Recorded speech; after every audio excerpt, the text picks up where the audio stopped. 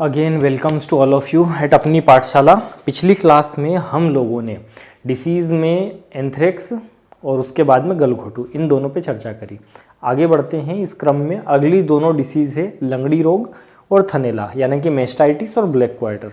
इन दोनों डिसीज़ से क्या क्या क्वेश्चन आते हैं, जैसा कि पिछली बार मैंने बताया कि हर एक डिसीज़ में मेजर क्वेश्चन है उसका सिम्टम, और उसी में ही गड़बड़ होती है, वही गलत होता है।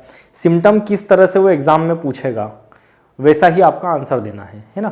अब प्राइमरी सिम्टम या कहें कि किसी भी डिसीज़ में मेजर सिम्टम एक या दो ही मिलेंगे जो आपको हमेशा याद रखना है। बाकी की बातें जो है उससे रिलेटेड रहती है, जो कि लिंक बनाती है, को रिलेट करती है, पर मेजर सिम्टम एक ही रहता है। तो चलो शुरुआत करते हैं। सबसे पहले लंगड़ी रोग, ब्लैक क्वार्टर, क्वार्टर इल या क्वार्टर इविल इसको नाम दिया। लंगड़ी रोग इसलिए क्योंकि अंत में लंगड़ापन आने लगता है, लेमनेस आने लगती है, ठीक है। पर इसका मतलब ये बिल्कुल नहीं है कि इसका प्रमुख लक्षण लंगड़ापन है। ये ध्यान रखना जो मैं बोल रहा हूँ, है ना, नहीं तो क्वेश्चन गलत होगा। आपको क्वेश्चन पूछा गया है कि लंगड़ापन आना किस रोग का प्रमुख लक्षण है, और पहला ही ऑप्शन मिलता है लंगड़ी रोग, ब्लैक क्वार्टर, और आप आंसर भी वही लगाते हैं, लेकिन ये गलत है ना। आंसर आएगा वहाँ पे फुट एंड माउथ डिसीज़। क्यों आएगा वो मैं आगे बताऊँगा। तो लंगड़ी रोग का प्रमुख लक्षण क्या है फिर, अगर लंगड़ापन नहीं है तो इसका प्रमुख लक्षण है मांसल भागों पे सूजन आना। इस बात को सुपरस्टार रजनीकांत बना लेना, अंडरलाइन कर लेना, जो जो करना चाहो कर लेना, है ना। यही आंसर आएगा, प्रमुख लक्षण मांसल भागों पे सूजन आना। आगे बताऊंगा क्या चल रहा है, क्यों हो रहा है। ब्लैक क्वार्टर, क्वार्टर मतलब एक चौथाई हिस्सा शरीर का, 1/4 पार्ट ऑफ द बॉडी।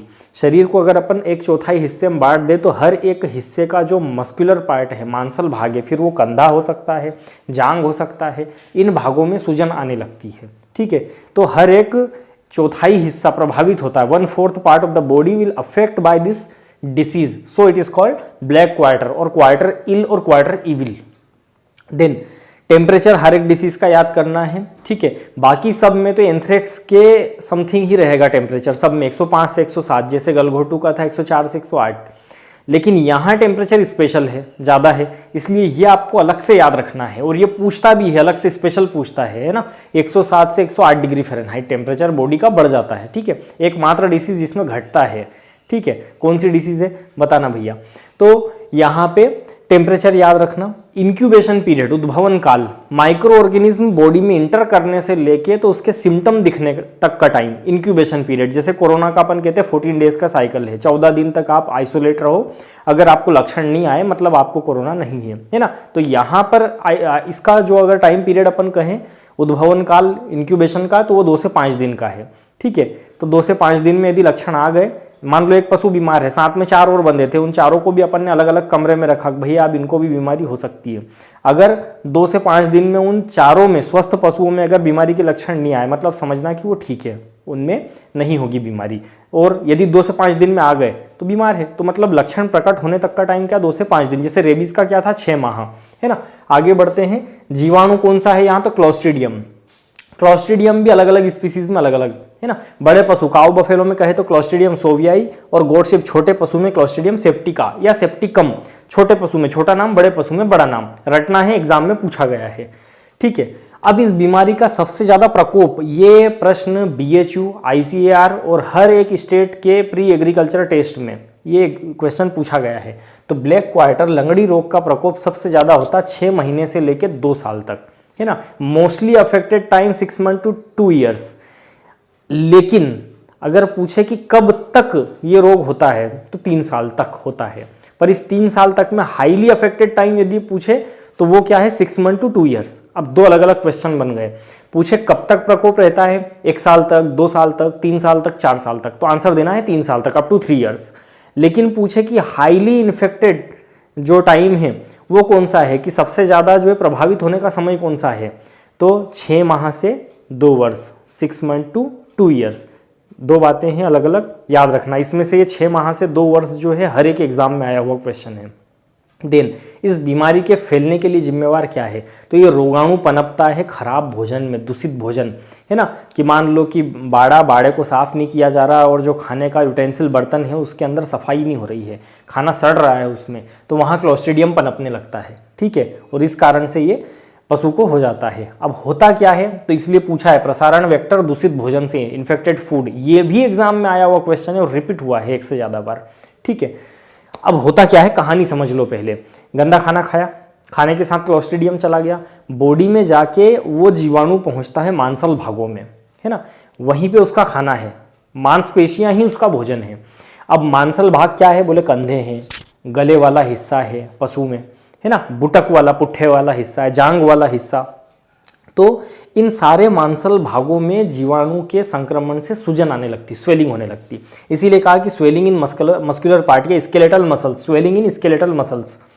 अब आप अगर अपने क्वेश्चन कलेक्शन में देखोगे तो ये जो क्वेश्चन में बोल रहा हूँ कि प्रमुख लक्षण लंगड़ी रोग का क्या है या मांसल भागों में सूजन आना, ये बात को अंडरलाइन मैं बार बार बोल रहा हूँ, 5 से 6 बार रिपीट कर चुका हूँ, क्योंकि ये एग्जाम में प्रश्न कम से कम 7 से 8 बार तुम लोगों को मिल जाएगा। क्वेश्चन कलेक्शन में देखना आप लोग 2020 तक कितनी बार आ चुका है, मैंने कम बताया है 7 से 8 बार, ज़्यादा ही आया होगा। अकेले एक सिंगल एग्जाम में, एक ही एग्जाम में रिपीट हुआ इतना, तो है ना। बाकी यही क्वेश्चन BHU में भी, ICR में भी, सब जगह रिपीट होता है ये। तो किसी भी स्टेट वाले हो, अगर आप लोग प्री एग्रीकल्चर की तैयारी कर रहे हो तो ये याद रखना, ये क्वेश्चन मोस्ट इंपॉर्टेंट है ना। अब स्केलेटल मसल्स याद रखना, स्वेलिंग इन स्केलेटल मसल्स या थ्रोट, थाई, शोल्डर एंड बुटक, या कंधे, जांग और जो है जांग, कंधे, पुट्ठे और कमर वाले हिस्से जो है, गर्दन वाले हिस्से, मांसल भाग, इनमें सूजन। अब मांसल हिस्से में जाके ये रोगाणु वहाँ मांसपेशियों को, मांसल भाग को खाने लगता है, कोशिकाओं को खाने लगता है। इसके कारण वहाँ स्वेलिंग होने लगती है, और स्वेलिंग और सूजन, स्वेलिंग मतलब सूजन, और सूजन के साथ साथ वहाँ गैस भरने लगती है, तो उसको कहते हैं गैसियस इडीमा या गैस भरी हुई सूजन हिंदी में। अब गैसियस इडीमा वाला हिस्सा जिसमें अंदर स्वेलिंग भी है और हवा भर रही है, धीरे धीरे गैस भर रही है, उसको दबाएंगे तो वहाँ जो मांस है जो कि सड़ चुका है, वो दबाने पर एक से दूसरी जगह खसकेगा अंदर, इसलिए चुरचुराहट की आवाज़ आएगी, क्रिपिटेटिंग साउंड, चुरचुर की आवाज़। तो वही चुरचुर की आवाज़, crepitating sound is the symptom of black water. लेकिन घुरघुर की आवाज़, ग्रंटिंग साउंड पूछ ले तो क्या आएगा, गलघोटू। याद आया पिछली क्लास वाला, तो नहीं सुना हो तो उसको सुनना है ना। जिनको भैया प्रॉपर नहीं दिख रहा हो कमेंट मत करना, मैं पहले भी बोल चुका हूँ, अपने मोबाइल की क्वालिटी इंप्रूव कर लो, ठीक है। उसको जो है आपके 360, 480 या 720 पे सेट कर लो, इंप्रूव कर लो अपने मोबाइल की क्वालिटी, ठीक है। थोड़ा सा डेटा ज़रूर खर्च होगा, लेकिन एक बार में प्रॉपर लेक्चर समझ में आ जाएगा। भले ही मेरी स्पीड बढ़ा देना, ठीक है, लेकिन क्वालिटी इंप्रूव कर लो ताकि चीज़ें क्लियर हो जाए एक बार में। तो याद रखना भैया, यहाँ से दूसरा सिम्टम ये। अब जो मांसल भाग था जिसमें अपन ने कहा स्वेलिंग आ रही, गैस भर गई, फूल गया है, दबाने पर चुरचुर की आवाज़ आ रही, उसमें चीरा अगर लगा दिया जाए तो उसमें से झागदार, बदबूदार, बदबू कैसी, सड़े हुए मक्खन जैसी, वैसा स्त्राव बाहर निकलता है, ब्लड वाला वैसा ब्लड बाहर निकलता है। तो अभी आप गलत करने वाले हो। क्वेश्चन क्या आता है कि झागदार, बदबूदार स्त्राव होना, रक्त स्त्राव होना किस रोग का प्रमुख लक्षण है? Foamy frothy blood discharge is the symptom of. आप आंसर दोगे क्या? लंगड़ी रोग। नहीं, आंसर क्या आएगा? एंथ्रेक्स। फिर मैं बोल रहा हूं, यही तो क्वेश्चन गलत होगा। प्रमुख लक्षण, स्पेसिफिक सिम्टम, विशिष्ट लक्षण, स्पेशल अगर सिम्टम पूछे किसी भी बीमारी का, एक सिम्टम स्पेशल होता है। जैसे एंथ्रेक्स में सारे के सारे प्राकृतिक छिद्रों से फोमी फ्रोथी ब्लड डिस्चार्ज, है ना, झागदार, काला चमकदार ब्लड निकलना जिसका थक्का नहीं बनता। यहाँ पर यदि पूछे प्रमुख लक्षण क्या है, तो झागदार ब्लड निकलना लक्षण नहीं है प्रमुख, वो तो चीरा लगाएंगे तब निकलेगा। फिर लक्षण क्या है? बोले लक्षण है मांसल भागों में सूजन आना, स्वेलिंग इन मस्कुलर पार्ट।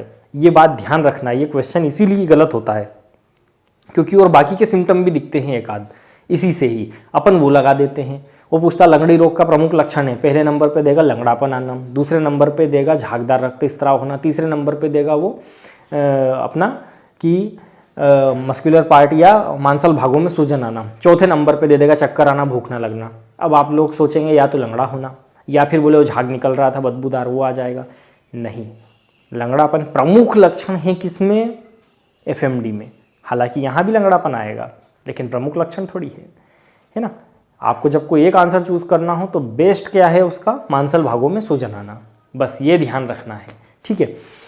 आगे भैया, अब मक्खन जैसी बदबू वाला जो बाहर स्त्राव हो रहा है, अगर उसको क्लीन करना, साफ़ करना है तो साफ़ किया जाएगा। वोंड को, घाव को साफ़ करने के लिए चीरा लगा के जो है साफ करके टिंचर आयोडीन और मर्क्यूरी क्लोराइड से उसको क्लीन करेंगे 1:1000 में। ये एग्जाम में आता है, tincture iodine mercury chloride. Treatment से यही पूछा गया है और यही रिपीट होता है और यही आएगा, इसको ध्यान रखना है ना। पेनिसिलिन 20 से 40 लाख यूनिट याद कर लेना भैया। पेनिसिलिन क्या है? एंटीबायोटिक है, प्रतिजैविक है ना। बॉडी में जाएगा तो जो भी रोगाणु शरीर में है उनको मारेगा, ठीक है। तो पेनिसिलिन दे सकते हैं। और प्रारंभिक अवस्था में, शुरुआती दौर में, स्टार्टिंग में ही अपन क्या देते हैं? एंटी सीरम देते हैं। तो 5 से 10 ml बड़े पशु को, छोटे पशु को, और 10 से 50 ml बड़े पशु को, है ना। तो इन चीज़ों में परेशान नहीं होना, याद कर लो, अच्छी बात है। पर टिंचर आयोडीन मर्क्यूरी क्लोराइड 1:1000 ये जरूर याद रखना, 1:1000 के रेशो में, ठीक है। ये पूछा जाता है। तो ये हो गया भैया क्या? लंगड़ी रोग। अब लंगड़ी रोग से रिलेटेड यदि कोई डाउट हो फिर भी तो मुझे कमेंट करना। लंगड़ी रोग से तुमको समझ में आ गया होगा, फिर भी मैं एक बार और थीम बना देता हूँ, रिपीट कर देता हूँ। रोगाणु जाएगा मांसल भाग में, मांसल भाग में आएगी सूजन, बस कहानी अब चालू हो गई। प्रमुख लक्षण, पहला लक्षण मांसल भाग में सूजन। सूजन आएगी, गैस भरेगी, गैस भरेगी तो उस हिस्से को अगर दबाएंगे तो चुरचुर की आवाज़ आएगी, चीरा लगाएंगे तो सड़े मक्खन जैसी बदबू वाला, झाग वाला रक्त निकलेगा, ठीक है। तो चीज़ें एक दूसरे से जुड़ी है। और जब घाव बढ़ जाएगा तो डेफिनेटली चारों पाँव वाले हिस्से, पैर वाले हिस्से, क्वार्टर वाले हिस्से अफेक्टेड है, इसलिए वो चल नहीं पाएगा, प्रॉपर चल नहीं पाएगा, लंगड़ा के चलेगा, इसलिए नाम क्या दे दिया? लंगड़ी रोग। क्वार्टर मतलब 1/4, क्वार्टर मतलब कुछ और मत समझ लेना, ठीक है। वहाँ भी वैसे देखा जाए तो 1/4 ही होता है, वो 1/4, लेकिन यहाँ शरीर का 1/4, इसलिए नाम दिया है ब्लैक क्वार्टर, क्वार्टर इल, क्वार्टर इविल। क्लियर? रटने वाली चीज़ें हैं, पर समझ जाओगे तो रटना आसान हो जाएगा, या अपने आप रट ही जाएगा। अब रट गया होगा। अब क्या है कि बस पहला सिम्टम याद रखो बस। जैसे गलघोटू में बोले गले में और जीभ में सूजन, सूजन आई, श्वास नहीं ले पाएगा, श्वसन में परेशानी, श्वसन में परेशानी, जीभ बाहर लटका देगा, है ना, प्रोट्रूड्स ऑफ टंग, जीभ बाहर लटका देगा तो घुरघुर की आवाज़ आएगी, ग्रंटिंग साउंड, सब एक दूसरे से जुड़ते चले जाते हैं। बस पहली चीज़ याद रहे, पिक्चर कहाँ से शुरू हो रही है ये अगर याद है ना, पहली सीढ़ी मिल गई तो मंजिल तक पहुँच जाओगे। तो वैसे ही यहाँ भी है, ठीक है। तो याद रखना। अगला है थनेला, नाम से पता चल रहा है थन से संबंधित है, मतलब केवल और केवल मादा पशु को होगा, और थनेला है मतलब दुधारू पशु में ज़्यादा होगा, ज़्यादा दूध देने वाले में। थनेला कोई मेस्टाइटिस, मेमिटिस या फ्रोस्टी कोल्ड ऑफ अडर या गार्गट रोग कहते हैं, अयन का शीत रोग। फ्रोस्टी कोल्ड ऑफ अडर मतलब अयन का शीत रोग, है ना। मेमिटीज या मेस्टाइटिस, मेमोरी ग्लैंड प्रभावित हो रही है इसलिए मेमिटीज। अब होता क्या है समझना, पहले कहानी सुन लो हो क्या रहा है, फिर ये यहाँ तो टीपी लोगे और नोट्स में भी लिखा हुआ है, कुछ एक्स्ट्रा पॉइंट है वो मैं बता दूंगा। थनेला रोग होता है जीवाणु से, जीवाणु स्ट्रेप्टोकोकस एगालेक्सियम और कोरिनोबैक्टीरियम पायोजिनस, 2 जीवाणु हैं। सामान्यतः जब भी आपको क्वेश्चन पूछे स्ट्रेप्टोकोकस एगालेक्सी आंसर दोगे। आपको पूछे कि ग्रीष्म थनेला, समर मेस्टाइटिस किसके कारण होता है, तो कहना है कोरिनोबैक्टीरियम पायोजिनस। ज़्यादा खतरनाक कोरिनोबैक्टीरियम पायोजिनस। होता क्या है, पहले तो क्यों होता है, बोले गंदा बाड़ा होने से, सफाई नहीं करेंगे, क्लीनिंग नहीं करेंगे तो फर्श पे जो है स्ट्रेप्टोकोकस एगालेक्सी और कोरिनोबैक्टीरियम पनपने लगेंगे। जानवर वहाँ बैठेगा, थन टच में आएंगे फर्श के, तो फर्श से, फ्लोर से होते हुए थन में क्या रहती है, स्ट्रिक केनाल, थन नलिका या केनाल से होते हुए अंदर इंटर कर जाएगा। अंदर बहुत सारी डक्ट लगी हुई है, नलिकाएं लगी हुई है, उन डक्ट से होते हुए वो बैक्टीरिया पहुंच जाएगा कहाँ, मेमोरी ग्लैंड्स पे। अब मेमोरी ग्लैंड्स में एल्वियोलस वाला जो पार्ट है, जो मैं पहले चैप्टर में पढ़ा चुका हूँ, पिछले वीडियोस में देखना, पूरा का पूरा milk secretion system with photo with diagram detail में एक्सप्लेन किया है। तो वहाँ मेमोरी ग्लैंड्स में, ल्यूमन में एल्वियोलाई, एल्वियोलाई मतलब समझना छोटे छोटे गुब्बारे बहुत सारे, है ना, और उन एल्वियोलाई से ही मिल्क सिक्रीट होता है। इस तरह से कॉन्ट्रैक्शन करने के कारण, फैलने सिकुड़ने के कारण क्यों होता है, तो लेट डाउन ऑफ मिल्क वाला लेक्चर देखना, समझ में आ जाएगा, है ना। तो वहाँ पे एल्वियोलाई के अंदर बैठी हुई है मायोएपिथेलॉइड सेल्स, है ना, मायोएपिथेलॉइड कोशिका, इपिथीलियम का ही प्रकार है, या कह सकते हैं व्हाइट ब्लड सेल्स, अगर और सिंपल कहना हो तो। आप ऑप्शन में आपको वहाँ 2-3 चीज़ मिलेगी कि कौन सी कोशिका प्रभावित होती है, WBC श्वेत रक्त कणिका, इपिथीलियम कोशिका या मायोएपिथेलॉइड कोशिका। जो इनमें से मिल जाए वो आंसर देना। ज़्यादा स्पेसिफिक, ज़्यादा करीब का उत्तर है मायोएपिथेलॉइड सेल्स, ये ध्यान रखना, है ना। तो होता क्या, वो बैक्टीरिया जाएगा इन मायोएपिथेलॉइड पे अटैक कर देगा, कोशिकाएं टूटने लगेगी तो दूध के साथ में, ऊपर से दूध आ रहा है बहते हुए नीचे थन की तरफ, तो वो कोशिकाएं भी बहते हुए नीचे आने लगेगी। अब कई सारी कोशिकाएं जब एक साथ आएगी तो वही छींचड़े बनाएंगे, थक्के बनाएंगे, क्लोट बनाएंगे। तो clotted milk production is the major symptom of mastitis disease. दूध के साथ में थक्के आना, छिछड़े आना, किसके? इपिथीलियम कोशिकाओं के। ये प्रमुख लक्षण है यहाँ पे। अब जब फिर संक्रमण बढ़ेगा तो अंदर घाव बढ़ेगा, स्वेलिंग आएगी, सूजन आएगी, आयन वाला हिस्सा हार्ड हो जाएगा, गर्म लगने लगेगा। तो ये सारी की सारी जो है सेकेंडरी बातें हैं जो एग्जाम में ऑप्शंस में मिलती है 3-4 और उपरोक्त सभी लगाना रहता है, उसके लिए काम की है। या 11th-12th वालों को कॉपी भरना है, उसके काम की है। मेजर सिम्टम इज इपिथीलियम कोशिकाओं के समूह या छिछड़े आना। कैसे पता चलेगा? बोले कप लो, अपना चाय का कप जैसा कप होता है, उस पर एक छलनी लगी रहती है, चाय छलनी जैसी, जिसको स्ट्रिप कहते हैं। उस स्ट्रिप कप को रखो और उसी पे प्रेशर से दूध गिराओ, ठीक है?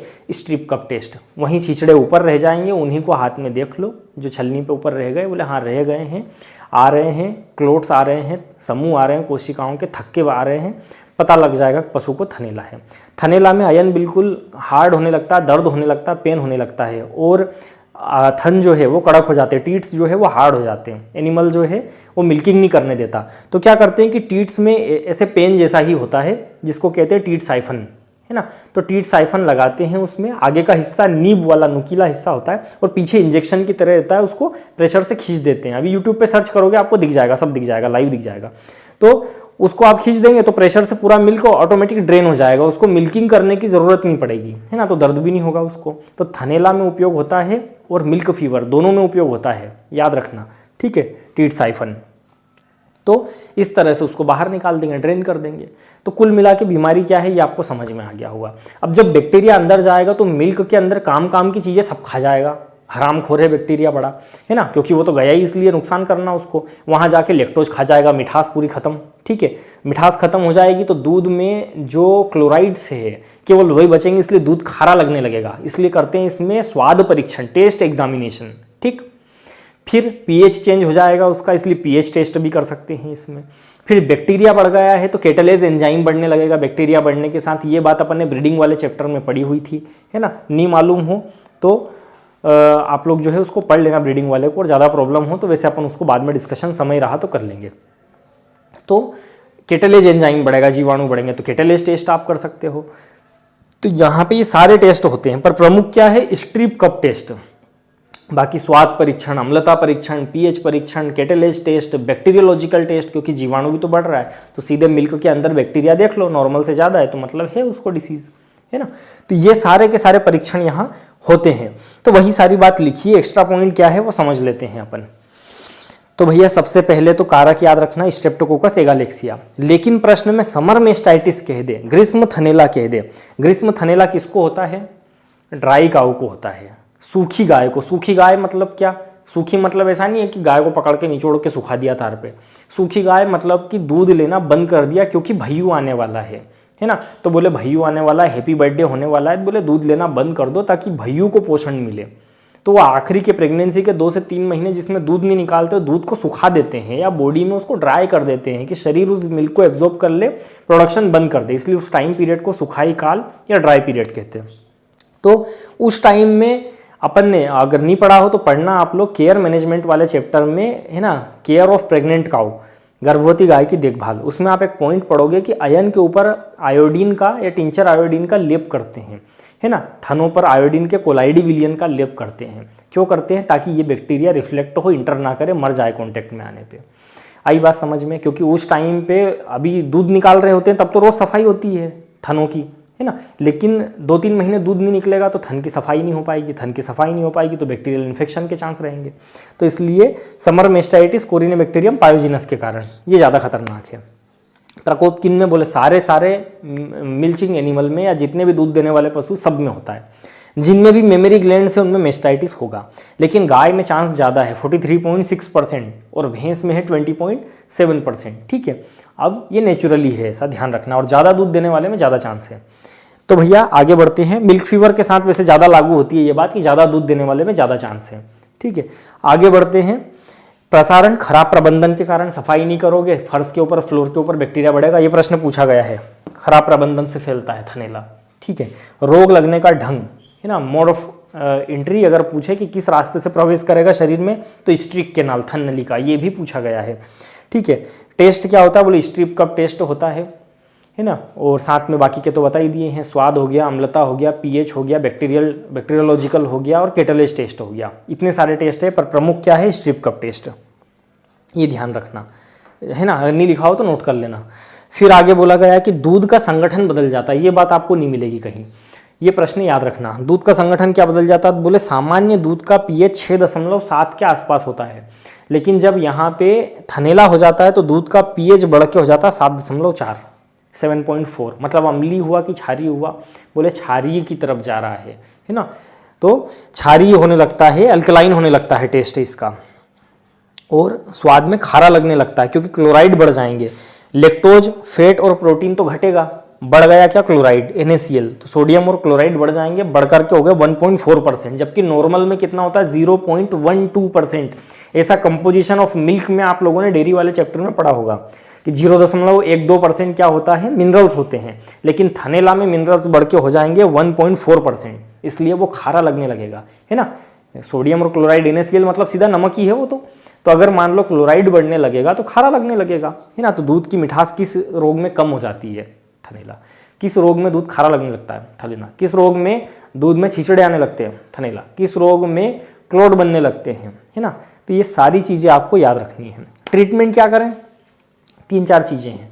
ट्रीटमेंट रटना है, लेकिन रटने के लिए समझना जरूरी है कि किस ट्रीटमेंट का क्या फ़ायदा है।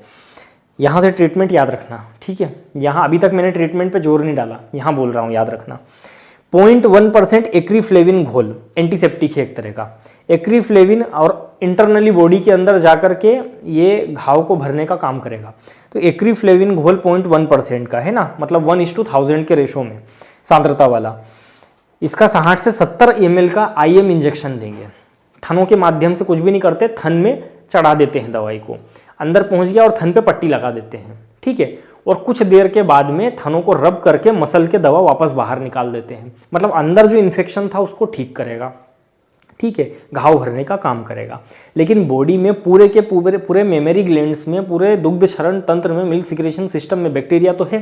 उस बैक्टीरिया को मारने के लिए क्या करेंगे, तो बोले प्रतिजैविक देंगे, एंटीबायोटिक देंगे। जैसे हम लोगों को फीवर आता है, डॉक्टर कहते हैं 3 दिन तक कंटिन्यू एंटीबायोटिक खाओ, यहाँ भी एंटीबायोटिक देंगे। तो कहा कि 1 लाख यूनिट पेनिसिलिन या स्ट्रेप्टोमाइसिन एंटीबायोटिक दिया जाएगा।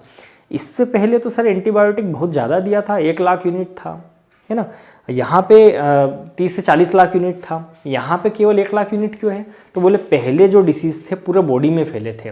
थनेला रोग पूरे बॉडी में नहीं फैलता, केवल दुग्ध क्षरण तंत्र में, थन वाले अयन वाले हिस्से में, बस इसलिए 1 लाख यूनिट। ये क्या करेगा, बैक्टीरिया मारेगा। इसने घाव ठीक कर दिया, एक्रीफ्लेविन ने अंदर से इन्हीं जो है इंटरनली वोन को ठीक कर दिया, और पेनिसिलिन ने जो बैक्टीरिया था उसको खत्म कर दिया। अब बचा क्या अगला काम, बोले कि नया बैक्टीरिया एंटर कर गया तो बोले काम करो, अडर के ऊपर आयोडीन का, कोलाइडी विलियन का फिर से लेप कर दो, जो ड्राई पीरियड में किया था वही वाला, ताकि नया बैक्टीरिया ना जा पाए, ठीक। और जो सूजन आ रही है और जो दर्द हो रहा है उसका क्या, तो बोले मोच लग जाती है, दर्द होता है तो गर्म पानी से सिकाई करते हैं। बोले यहाँ भी गुनगुना पानी किया, उसमें अपन ने 2 चीज़ें मिलाई। एक तो मिलाया यहाँ पे मैग्नीशियम सल्फेट। मैग्नीशियम सल्फेट यदि खिलाया जाए तो दस्तावर का काम करता है, लेग्जेटिव का, पेट साफ करने का काम करता है ना। लेकिन अगर बॉडी पे उसको मलहम बना के लगाया जाए तो यही एनाल्जेसिक का, पीड़ाहरी का काम करता है। ये क्वेश्चन एग्जाम में आया है ना, what is MgSO4, what is magnesium sulphate. Magnesium sulphate क्या है, ऑप्शन में दोनों चीज मिले, आंसर लगाना दस्तावर, लेग्जेटिव, है ना। लेकिन यदि शरीर पे मलहम की तरह लगाएं तो पीड़ाहरी का, दर्दनाशी का भी काम करता है, ठीक है। ये वो वाला पीड़ाहरी नहीं है, पेन किलर वाला। पेन किलर खाया जाता है, ये लगाया जा रहा है, ठीक है, मलहम की तरह, इसलिए इसको एनाल्जेसिक कहेंगे, पीड़ाहरी कहेंगे। तो मैग्नीशियम सल्फेट दर्द को ठीक करेगा, ठीक है। साथ में H3BO3 मतलब boric acid. Boric acid antiseptic होता है, ठीक है, एंटीसेप्टिक होता है, तो इसलिए बोरिक एसिड भी मिला लिया। ये बोरिक एसिड वही है जो आप लोग छाले हो जाते हैं तो डॉक्टर एक डिब्बिया लिखता है, ड्रॉप बोलता है, मुंह में कुछ बूंद लेके और उसको घुमाना मुंह में दवाई को, और लार आए तो बाहर थूकना, उसमें बोरिक एसिड ही रहता है। कभी देखना उसमें लिखा रहेगा बोरिक एसिड, बोरिक अम्ल। तो बोरिक अम्ल, मैग्नीशियम सल्फेट और साथ में नीम की पत्तियाँ। नीम का महत्व क्या बताऊँ मैं, पूरा यूट्यूब भरा पड़ा है। तो ये तीनों चीज़ मिलाएंगे और गर्म पानी में उबालेंगे, उसके बाद में जो है उसको हल्का ठंडा होने देंगे, गुनगुना होने देंगे और अयन की सिकाई करेंगे। इससे सूजन कम हो जाएगी, दर्द ठीक हो जाएगा, ठीक है। आयोडीन मरहम से नया बैक्टीरिया नहीं आएगा। इंटरनली वोंड को, घाव को ठीक करने के लिए एक्रीफ्लेविन गया है और पेनिसिलिन जो है बैक्टीरिया मार देगा। सबका अपना अपना काम हो गया। ठीक, तो ये हो गया ट्रीटमेंट। याद रखना भैया, यहाँ से एक्स्ट्रा चीज़ें जो बताई है वो नोट कर लेना। बाकी मुझे लगता है समझ में आ गया होगा। नाम याद रखना, हर एक डिसीज़ के नाम बहुत पूछे हैं, है ना। थनेला रोग पर अकेला थनेला सा नहीं पूछता हूँ, मेस्टाइटिस लिख देगा, मेमिटिस लिख देगा, फ्रोस्टी कोल्ड ऑफ अडर लिख देगा। फ्रोस्टी कोल्ड मतलब पहले हार्ड होता है और फिर वापस से वो पहले हार्ड होता है, गर्म होता है और फिर ठंडा हो जाता है और दर्द रहित हो जाता है ना। तो फ्रोस्टी कोल्ड ऑफ अडर कहा, उसी को गारगट रोग कहा। नाम याद रखना, नाम गड़बड़ करेंगे। तो भैया आज की क्लास इतनी ही काफ़ी है। बहुत बड़ी क्लास होती है तो अपलोड नहीं हो पाती, फिर वो डिलीट करनी पड़ती है, गड़बड़ होती है सारी चीज़ें, है ना। तो आज इतना ही काफ़ी है, 25-30 मिनट की काफ़ी हो गई। ये दोनों डिसीज समझ में आ गई होगी। पिछली दोनों आप लोगों ने सुन ली होगी, नहीं सुनी हो तो उसको रिपीट करके सुनना। सुनने से चीज़ें याद होती है। पढ़ा तो आपने खूब, पूरे साल से घोट रहे हो, है ना। अगर आपको बोले कि भैया एक गाना है, उस गाने को आप पढ़ लो, रट लो, नहीं याद होगा। पर आप उस गाने को सुन लो, बढ़िया सामने डांस चल रहा है, देख भी रहे हो, आनंद ले रहे हो, ऑडियो विजुअल इफेक्ट आ रहा है 3D में बिल्कुल। वहाँ कान भी काम कर रहे हैं, सुन रहे हैं, आंखें काम कर रही, देख रही है ना, और ब्रेन कर रहा है प्रोसेस। वीडियो लेक्चर में यही होता है, एकमात्र फ़ायदा है। नहीं तो ये सारी कोई नई बातें नहीं है। ठीक है, कुछ एक्स्ट्रा पॉइंट है वो आप इंटरनेट पर सर्च करोगे, सब मिल जाएगा। 4 किताबें पलटोगे, मिल जाएगा। लेकिन जब आप सुनते हो किसी व्यक्ति से और उसके तरीके से एक्सप्लेनेशन जब आप समझते हो, चीज़ें फिट होती है। यहाँ पे ऑप्शन देख के क्लिक होता है, नहीं यार मास्टर ने बताया था उधर, है ना, कि ऐसे ब्लड निकलता है सारे प्राकृतिक छिद्रों से, वो एंथ्रेक्स की बात है वो, है ना। कि नहीं यार सर ने बोला था सड़े मक्खन जैसी बदबू वाला अगर ब्लड निकल रहा है तो फिर वो क्या आ जाएगा, लंगड़ी आ जाएगी। लेकिन लंगड़ी में लंगड़ापन नहीं लगाना है कभी भी, ये सर ने बताया हुआ था। तो फिर क्या आएगा आंसर, बोले मांसल भागों में सूजन आना, है ना। तो सुनने से चीज़ें याद होती है, फ़ायदा मिलता है उसका, है ना। तो ठीक है भैया, आज इतना काफ़ी है। अगली क्लास में अपन अगली जो 2 डिसीज़ है उन पे चर्चा करेंगे। आपके नोट्स में जो भी अगली 2 डिसीज़ है उन्हीं पे बात करेंगे, उनको पढ़ के आना। उसी सीक्वेंस में ही चल रहे हैं आपके नोट्स के अकॉर्डिंग ही, है ना। जिसके पास, कई सारे बच्चे ऐसे हैं सर नोट्स नहीं है हमारे पास। अगर अनलॉक होता है, कोरियर सर्विस शुरू होती है तो मुझे व्हाट्सएप करना, उसका कोई ना कोई तोड़ निकालेंगे, कोई तरीका निकालेंगे कि नोट्स मिल जाए। अधिकांश लोगों के पास है। क्वेश्चन कलेक्शन है, उसको पढ़ो अच्छे से, प्रॉपर तरीके से, है ना। जितना मटेरियल है सफिशिएंट है उसको पढ़ो, एक्स्ट्रा के चक्कर में अभी मत भागो। पहले ये पढ़ लो, उसके बाद एक्स्ट्रा पे बात करेंगे, है ना। और कुछ लोग क्रॉप प्रोडक्शन का बोल रहे हैं, भैया पहले मैं इसीलिए स्पीड में चल रहा हूँ, 2-3 दिन की बात है, कुछ काम में उलझा हुआ हूँ। उसके बाद में अपन लाइव क्लास लेंगे और ये चीज़ें ख़त्म करेंगे जल्दी से, है ना। जितने भी चैप्टर हैं आपको डाउट वाले 2-3, तो बहुत मुश्किल से वो हफ्ते 10 दिन में ख़त्म हो जाएंगे। उसके बाद क्रॉप प्रोडक्शन ही बचता है ना, और टेस्ट पेपर बचते हैं, तो उन्हीं पे ही काम करना है। स्टेप बाय स्टेप चलेंगे, एक साथ बहुत सारा खाने पे पचेगा नहीं। तो आज इतना ही काफ़ी है। अगले लेक्चर में जो है बाकी बची हुई डिसीज़ पे चर्चा करते हैं। इसको पढ़ना, कुछ डाउट हो तो कमेंट करना, है ना। अगर क्वेश्चन कलेक्शन में कोई क्वेश्चन में डाउट लग रहा हो तो कमेंट करना। बाकी चर्चा अपन आगे करते हैं। नंबर मेरा है ही सबके पास में, बाकी डिस्क्रिप्शन बॉक्स में शेयर कर दूंगा मैं। जो लोग जुड़ना चाहते हैं उस पर अपना नाम, ठीक है, तहसील, डिस्ट्रिक्ट और साथ में जो है कितने ड्रॉप हो गए हैं, कहाँ से तैयारी कर रहे हैं, ये 3-4 डिटेल मुझे चाहिए है ताकि मैं तुमको ऐड कर सकूँ ग्रुप में, है ना। और हो सके तो ये शेयर कर देना अपने ग्रुप्स में जितने भी लोग हैं। और अगर कोई लोग जुड़ना चाहते हैं तो उनको भी बोल देना कि भाई जुड़ सकते हो, ये नंबर पर आप लोग मैसेज फॉरवर्ड कर दो।